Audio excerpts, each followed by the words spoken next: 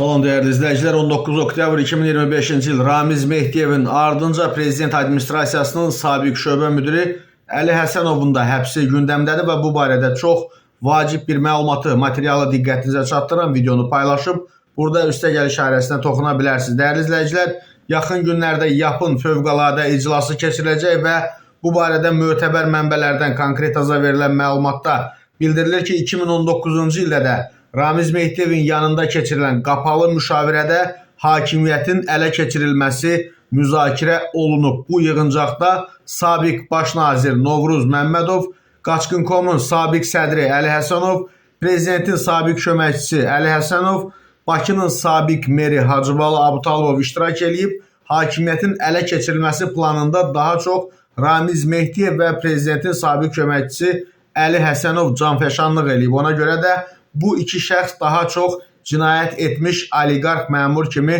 diqqətdə saxlanılır. Verilən digər məlumata görə gələn həftə YAP-ın mühüm iclasında Ramiz Mehdiyev üzvlükdən kənarlaşdırılacaq. Ramiz Mehdiyev qalmaqalı ilə bağlı yüksək rütbəli şəxslərin nazir və komitə rəhbərlərinin bəziləri də işdən çıxarılacaq.